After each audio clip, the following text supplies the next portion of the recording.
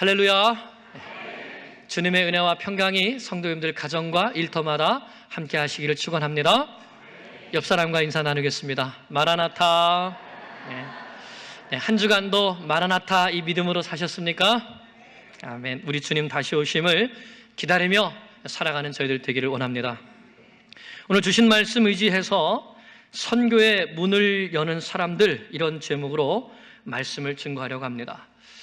이사야 선지자가 이스라엘의 회복을 예언할 때에 이렇게 노래했습니다. 좋은 소식을 전하며 평화를 공포하며 복된 좋은 소식을 가져오며 구원을 공포하며 시온을 향하여 이르기를 내 하나님이 통치하신다 하는 자의 산을 넘는 발이 어찌 그리 아름다운가. 하나님께서 주시는 회복을 선포하며 나아가는 사람들의 발걸음의 아름다움을 노래했죠. 사도 바울도 이 말을 인용하여서 로마서 10장 13절 15절에 이렇게 말합니다. 누구든지 주의 이름을 부르는 자는 구원을 얻으리라. 그런즉 그들이 믿지 아니하는 일을 어찌 부르리요? 듣지도 못한 일을 어찌 믿으리요? 전파하는 자가 없이 어찌 들으리요? 보내심을 받지 아니하였으면 어찌 전파하리요? 기록된 바 아름답도다. 좋은 소식을 전하는 자들의 발이여 함과 같으니라.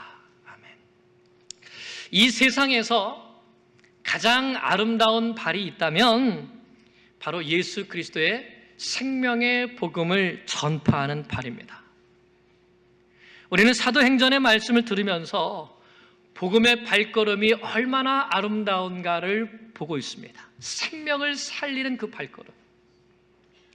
오순절에 성령을 받고 예루살렘에 퍼져서 복음을 외쳤던 그 120명의 사도들과 성도들의 발걸음.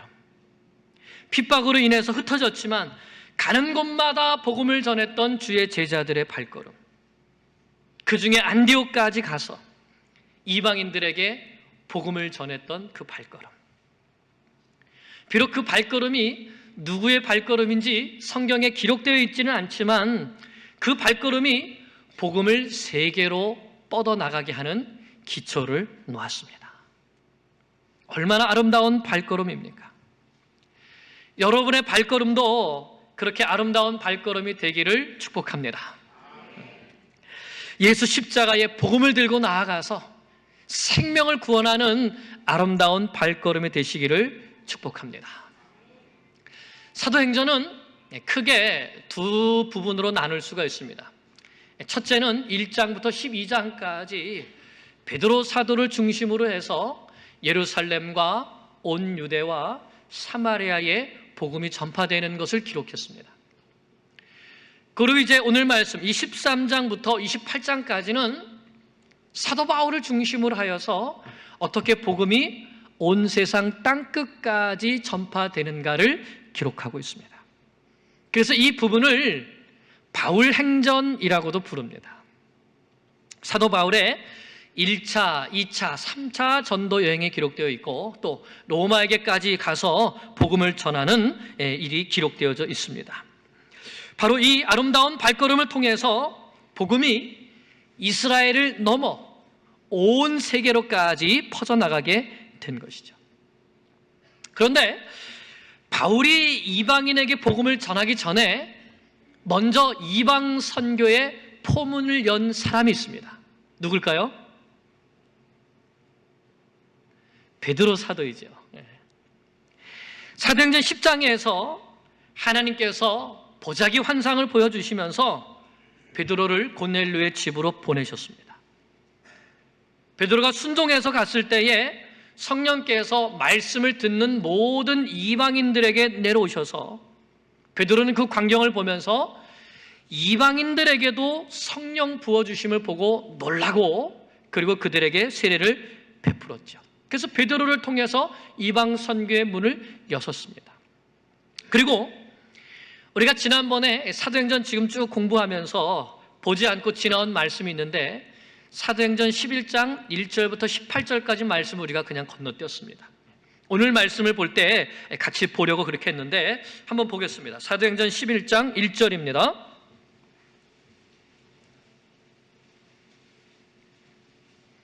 11장 1절 같이 봉독합니다. 유대에 있는 사도들과 형제들이 이방인들도 하나님의 말씀을 받았다 함을 들었더니. 아멘. 베드로가 가이사랴에 있는 로마 백부장 고넬료와 또 함께 모여 있었던 무리들에게 세례를 주었다는 소문이 예루살렘에 쫙 퍼진 것입니다. 그 후에 베드로가 예루살렘에 올라갔을 때 그 다음 말씀과 같이 예루살렘에 있던 할례자들이, 다시 말하면 유대인 그리스도인들 가운데 할례를 받은 사람들이 베드로를 비난한 것입니다. 왜 유대인이면서 할례를 받지 않은 무할례자의 집에 들어가서 함께 먹었느냐? 왜 이방인들에게 복음을 전했느냐? 할례 받지도 않은 그들에게 왜 세례를 베풀었느냐? 이렇게 할례 받은 유대 그리스도인들이 베드로를 비난한 것이죠.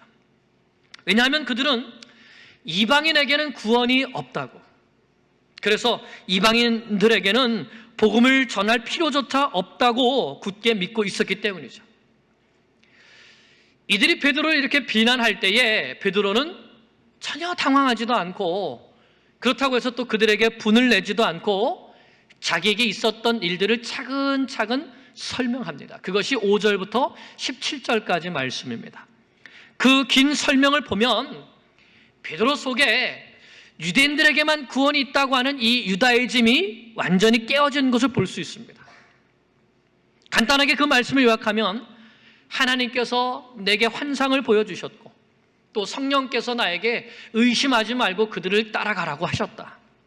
내가 순종해서 그들에게 가서 말씀을 전할 때에 성령께서 우리에게 임하셨던 것처럼 똑같이 그들에게도 임하셨다.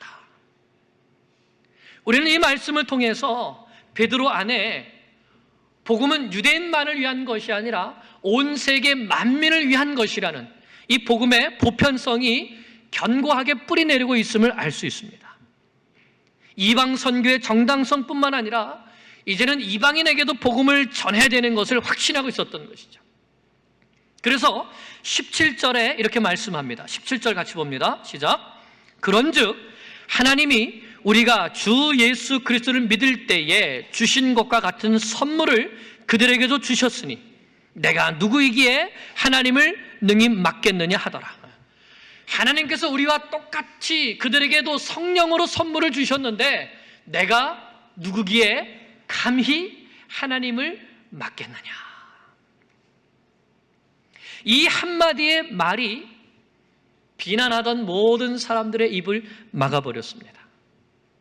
이 한마디는 그들이 잘못 생각하고 있었다는 것을 깨닫게 하는 말일 뿐만 아니라 이제는 이방 선교의 정당성과 필연성을 강력하게 주장하는 말이 된 것이죠.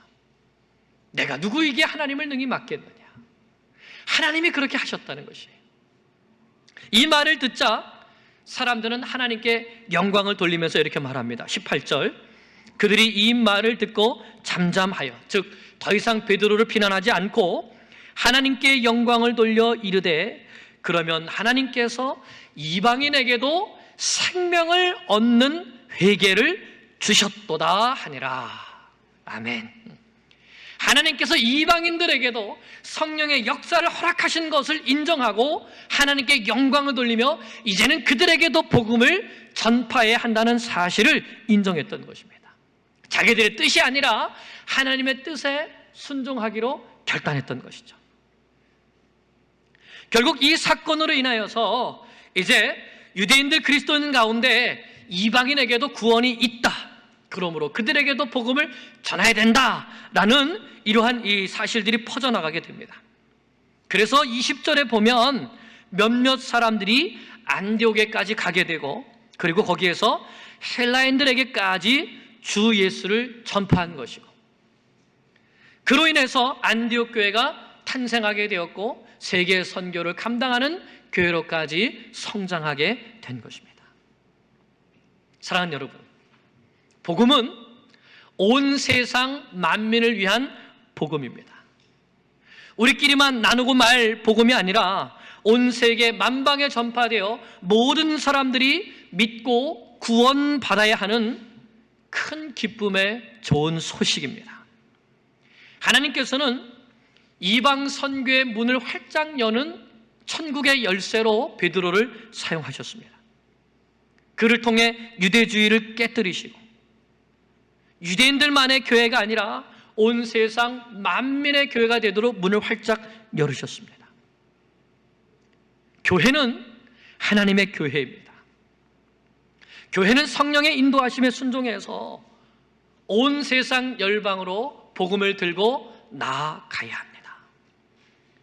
오늘도 성령께서는 베드로에게 가라라고 말씀하신 것처럼 오늘도 우리에게 가라고 명령하십니다. 혹시 내 안에 내 생각이나 또는 우리 교회라는 이 마음 때문에 매여서 복음을 들고 나가지 못하는 마음은 없습니까? 하나님은 복음이 땅끝까지 전파되기를 간절히 원하십니다. 그래서 9장에서는 교회를 핍박하는 사울을 깨뜨리셔서 이방인을 위한 나의 택한 그릇으로 삼으셨고 10장에서는 베드로 사도를 깨뜨리셔서 첫 번째로 이방인에게 복음을 전하게 하셨고, 그리고 11장에서는 예루살렘 교회를 우리가 본 것과 같이 1절부터 18절까지 예루살렘 교회에 비난하는 모든 자들을 깨뜨리셔서 이제는 모든 교회가 함께 이방 선교의 문을 열도록 하신 것이죠. 중요한 것은 그들은 성령의 인도하심에 순종하여서 선교의 문을 열었다는 사실입니다. 전도의 문을 열었다는 사실입니다. 제가 요즘에 기도하는 제목이 있습니다. 무엇인가 하면, 하나님, 우리 교회에 목요일에 전도하는 팀을 만들어 주시옵소서. 이걸 기도하고 있습니다. 목요 전도팀. 우리 이웃 가운데에도 복음을 듣고 구원받아야 할 영혼들이 많이 있기 때문에 그렇습니다. 그리고 하나님께서 우리 가운데에 전도의 불을 한 사람 한 사람에게 붙여주고 계시는 것을 볼 수 있습니다. 그래서 기도하며 하나님의 때를 기다리고 또 하나님의 방법을 찾고 있습니다. 여러분 성도님들 함께 기도해 주시기 바랍니다. 하나님, 목요일에 전도하는 팀을 세워주십시오. 하나님께서 베드로를 통해 이방 선교의 문을 여셨듯이 또 안디옥에 가서 이방인들에게, 헬라인들에게 복음을 전한 몇 사람을 통해서 이방 선교를 감당하는 안디옥 교회를 세우셨듯이 우리 뉴욕 교회도 이 시대 가운데 선교의 문을 점점 더 열어가는 교회, 내 나라 내 민족뿐만 아니라 먼 곳에 가서까지도 열심히 복음을 전하는 아름다운 발걸음을 가진 우리 뉴욕 교회와 성도님들이 되시기를 간절히 축원합니다. 이제 13장은 안디옥 교회가 선교사를 파송하는 말씀입니다. 우리가 지난번에 안디옥 교회가 선교사를 파송하는 교회가 되기까지 어떻게 자라갔는가, 이 안디옥 교회의 4가지 특징을 배웠죠. 여러분 기억하고 계십니까? 네. 기억하시죠? 네. 첫 번째는 뭘까요? 맞습니다. 첫 번째는 제자 삼는 교회였습니다. 말씀을 부지런히 배우고 배운 말씀에 순종해서 그리스도인이라고 별명을 얻은 제자 삼는 교회였습니다. 둘째는요? 네, 구제하는 교회. 손을 펴서 어려움을 당한 이웃을 구제하는 섬기는 교회였습니다. 세 번째는 기도하는 교회, 금식하며 기도하는 교회였고, 네 번째는 선교하는 교회였습니다. 그래서 13장부터 안디옥 교회가 파송한 이 사도 바울을 중심으로 해서 세계 선교의 역사가 기록되어 있습니다. 바울과 바나바가 선교하고 돌아와서 보고하고, 또 바울과 실라가 선교하고 가서 또 돌아와서 보고하는 이런 형식으로 되어 있죠. 13장 1절을 보면 안디옥 교회는 선지자들도 있고 교사들도 있었다고 했습니다. 바울과 바나바뿐만 아니라 니게르, 흑인이라는 뜻이죠. 시몬도 있었고, 구레네 사람, 아프리카 사람 루기오도 있었고, 헤롯의 젖동생 마나엔, 그러니까 마나엔의 어머니가 헤롯의 유모였던 것이죠. 이렇게 여러 계층의 또 다양한 피부색을 가진 사람들이 한마음 한뜻이 되어서 함께 안디옥 교회를 섬기고 있었습니다.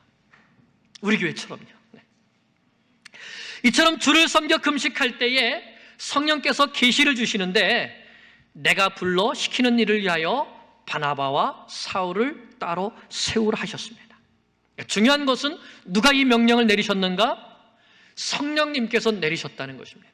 그래서 성령님이 교회의 인도자가 되실 뿐만 아니라 또한 성령님이 세계 선교의 총 디렉터가 되시는 것이, 총 감독이 되시는 겁니다. 점점 뒷부분으로 갈수록 우리가 정말 성령께서 선교 역사 가운데 역사하시는구나 하는 것을 확연하게 볼 수가 있습니다. 이때 바울과 바나바와 같은 이 안디옥 교회에 가장 좋은 일꾼들을 보낸다는 것은 교회로서는 큰 타격이지만, 그럼에도 불구하고 3절을 보면 그들은 또다시 금식하며 기도하고 두 사람에게 안수하고 보냈습니다. 성령님의 명령에 순종하여서 바나바와 사울을 안수해서 최초의 공식적인 이방인 선교사로 파송했던 것이죠. 이렇게 성령의 보내심을 받은 바나바와 사울은 실루기아로 가서 구브로로 배를 타고 가게 됩니다. 이제 이 앞에 그림에 보시는 것이 사도 바울이 복음을 전하게 되는 이 전도 지역이 될 텐데, 이제 첫 번째 제1차 전도 여행에서는 바울이 안디옥에서 파송을 받고 밑으로 내려가서 실루기아에 가서 배를 타고 이제 구브로라고 하는 섬으로 가게 되죠. 이 구브로가 바울과 바나바의 첫 번째 선교지가 되는 겁니다. 구브로는 지중해에 있는 3대 섬 중에 하나이고 또 바나바의 고향이기도 하죠. 사도행전 4장 36절을 보면 이 바나바가 등장하게 되는데, 바나바란 이름은 사실 사도들이 붙여준 별명이죠. 위로의 아들이라는 뜻입니다. 그의 본명은 요셉이었고 레위 지파 사람이었다라고 말씀에 기록되어 있습니다. 그 당시에 이 구브로에도 많은 유대인들이 살고 있었고요. 또 11장 19절에 보면 스데반의 일로 흩어졌던 사람들이 바로 이 구브로에 가서 복음을 전했었습니다. 그래서 이미 바울과 바나바가 가기 전에 그곳에 예수 믿는 사람들이 있었고, 사실은 그곳에서 예수 믿은 사람들이 안디옥에 가서, 우리 20절에 보면 안디옥에 가서 복음을 전했기 때문에 그래서 안디옥 교회가 세워졌던 것이죠. 복음의 역사가 돌고 도는 것을 볼 수 있습니다. 그리고 이제는 성령께서 구브로 출신 바나바와 또 바나바의 동력자 사울을 함께 붙이셔서 이제는 본격적으로 선교를 위하여서 복음의 역사를 일으키고 계시는 것입니다. 그래서 그들이 처음 나아가서 복음을 전했던 전도지가 첫 번째 보이는 살라미라고 하는 도시였습니다. 이 살라미는 구브로 섬의 동쪽에 위치해 있죠. 동쪽 해변에 있는 큰 도시인데 구브로의 중심지였고, 그 당시에도 많은 유대인들과 또 유대인들의 회당이 있었다고 합니다. 그런데 기독교 전승에 의하면 나중에 바나바가 다시 이곳에 가서 복음을 전하게 되는데, 그때 살라미 항구의 모습입니다. 그런데 그때 이 복음을 반대하던 유대인들에 의하여서 바나바가 돌에 맞아서 순교한 것으로 알려져 있습니다. 그래서 저곳 살라미에 바나바 기념교회가 있고 또 바나바의 무덤이 바로 그곳에 지금까지 있습니다. 오늘 말씀에는 바나바와 사울이 어떻게 복음을 전했는지는 자세히 기록하고 있지는 않습니다. 그러나 하나님의 말씀을 유대인의 여러 회당에서 전했다 하는 이 말씀을 볼 때에 고향 땅을 첫 선교지로 삼은 이 바나바가 이곳저곳 다니면서 열심히 복음을 전했던 것을 충분히 상상해 볼 수 있습니다. 고향 땅에 가서 바나바가 얼마나 부지런히 뛰어다녔겠습니까? 참으로 아름다운 발걸음입니다. 그리고 나중에는 그 땅에서 복음을 전하다 그 땅에서 순교하게 되는 것이죠. 선지자들이 고향에서는 대접을 받지 못한다고 하신 예수님의 말씀처럼 그도 고향에서는 대접을 받지 못했습니다. 그러나 천국에서는 정말 귀한 대접을 받게 될 것을 믿습니다. 우리도 동족을 구원하고자 하는 이 바나바의 열정, 영혼을 사랑하는 열정, 그 열정을 배우기를 축복합니다. 가족들에게 전도하는 것이 참 쉽지가 않습니다. 그러나 그럴지라도 내 동족에게, 내 이웃에게, 내 고향 땅에서 바나바와 같이 순교하는 한이 있더라도 열심히 복음을 전하고 그들을 그리스도께로 돌아오게 해야겠다는 그러한 각오가 우리에게 있어야 되는 것이죠. 오늘 우리 교회 가운데에도 가족들의 구원을 위하여서 열심히 기도하시는 성도님들이 계십니다. 부모님을 위해서, 남편을 위해서, 아내를 위해서, 자녀들을 위해서 오늘도 기도하고 있죠. 또한 예수 믿다가 세상으로 발걸음을 돌려서 아직 돌아오지 못하고 있는 그런 가족을 위해서 기도하는 분들도 계십니다. 포기하지 말고 끝까지 기도하면 하나님께서 우리의 기도를 들으시고 구원해 주시고 돌아서게 하시고 주님을 전심으로 사랑하며 열심히 섬기게 해 주실 것을 믿습니다. 하나님은 우리의 기도를 들으시는 분이십니다. 또 우리 가운데 그런 분들이 있으면 중보기도 카드를 작성하셔서 누구를 위해서 기도해 주세요. 중보기도 팀에 전해 주십시오. 함께 기도해 달라고 요청해 주십시오. 의인의 간구는 역사하는 힘이 크다고 하셨습니다. 이제 오늘 말씀에 나오는 이 요한이라는 사람도, 마가 요한도 뒤로 물러섰다가 다시 돌아와서 큰 역사를 감당한 사람 가운데 한 명입니다. 사도행전 12장 25절에 보면 안디옥 교회가 예루살렘에 부조를 결정하고 구제 헌금을 보내게 되죠.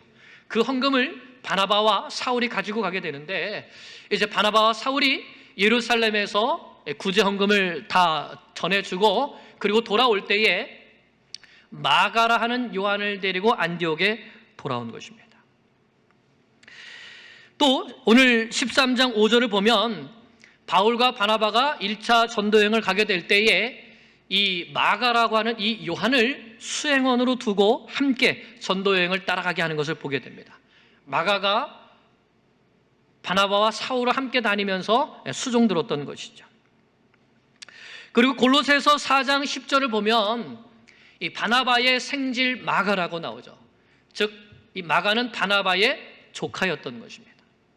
그래서 함께 다니고 복음을 전했는데 사도행전 15장 36절부터 41절을 보면 2차 전도 여행을 갈 때에 바울과 바나바가 크게 다투게 됩니다. 그 원인은 바로 이 마가 요한 때문이었는데, 왜냐하면 이제 나중에 나오지만 1차 전도 여행을 갈 때에 마가가 중간에서 포기하고 돌아가게 됩니다. 무슨 이유였는지는 자세히 모르지만 힘들다고 중간에 포기하고 돌아갔기 때문에 2차 전도 여행을 할 때에 바울은 마가는 데리고 가지 않겠다고 하는 것이죠. 하지만 바나바는 마가를 데리고 또다시 선교 여행을 가게 되고 이러한 바나바의 섬김과 기도로 인하여서 마가는 이제 믿음을 회복하고 나중에 베드로전서 5장 13절을 보면 베드로가 이렇게 말합니다. 내 아들 마가가 그렇게 너희에게 문안한다. 즉 베드로 사도에게 마가는 자기 아들이라고 할 정도로 그렇게 큰 믿음의 사람으로 성장하게 된 것이고, 그리고 마침내 이 마가가 마가복음을 기록하는 바로 그 마가가 된 것이죠. 하나님께서는 우리의 기도를 들어주십니다. 한 사람 한 사람 간절히 기도할 때 우리의 기도를 들으시고 그 사람을 하나님의 사람으로 세우셔서 하나님께서 사용하시게 될 것을 믿습니다. 이렇게 바나바와 바울은 살라미에서 복음을 전파하고 또 온 섬 가운데로 지나서 바보로 갔습니다. 6절 7절입니다. 13장 6절 7절. 온 섬 가운데로 지나서 바보에 이르러 바 예수라 하는 유대인 거짓 선지자인 마술사를 만나니 그가 총독 서기오 바울과 함께 있으니 서기오 바울은 지혜 있는 사람이라. 바나바와 사울을 불러 하나님의 말씀을 듣고자 하더라. 살라미는 동쪽 끝에 있는 도시였고 바보는 서쪽 끝에 있는 섬입니다. 온 섬을 가운데로 지났다고 했으니까 바울과 바나바가 온 섬을 다니면서 열심히 전도한 것을 알 수 있습니다. 아름답도다 복음을 전하는 복된 소식을 전하는 자들의 발걸음이요, 정말 아름다운 발걸음을 걸은 것이죠. 그때 이 바보에서 바 예수라는 사람을 만나게 되는데, 이 바 예수, 이 바는 아들이란 뜻이니까 예수의 아들, 그 구원자의 아들이라는 이름의 뜻이죠. 결국 구원자의 아들을 사칭하면서 그곳에 있던 이 사람들에게 마술을 하면서 미혹하던 거짓 선지자였던 것입니다. 그가 서기오 총독과 서기오 바울과 같이 있었는데, 서기오 바울이 하나님의 말씀을 듣고 싶어서 바나바와 사울을 부릅니다. 하나님을 알고 싶은, 복음을 듣고 싶은 영적인 소원이 있었던 것이죠. 그런데 이 마술사 엘루마가, 곧 바예수가 바나바와 사울이 말씀 전하는 것을 회방합니다. 우리가 복음을 전하다 보면 항상 이렇게 복음 전하는 것을 회방하는 사람들이 있습니다. 누가 그렇게 할까요? 여기에서 바예수가 그렇게 하듯이 결국 사탄이 그렇게 역사하는 것이죠. 어떻게 해서든지 한 사람이라도 더 지옥 자식으로 잡아두려고 애쓰는 것이 바로 사탄의 일입니다. 그런데 누가 이것을 알아보았습니까? 바울이 알아보았습니다. 여기에서 이제 바울이라는 이름이 등장합니다. 9절을 보겠습니다. 9절 시작. 사울이 성령이 충만하여 그를 주목하고. 아멘. 바울이 등장합니다. 바울의 원래 이름이 뭐였죠? 사울. 바울의 원래 이름은 사울인데 언제 이름을 바꿨습니까? 예수님을 만나고 나서 이름을 바꿨다. 우리가 되게 많이 이렇게 알고 있습니다. 또 사울이라는 이름의 뜻은 큰 자이고, 바울은 작은 자이다. 그래서 예수님을 만나고 나서 이 바울이 큰 자가 아니라 이제 나는 주님 앞에서 작은 자로 살겠다, 이렇게 결단하고 이름을 바꿨다.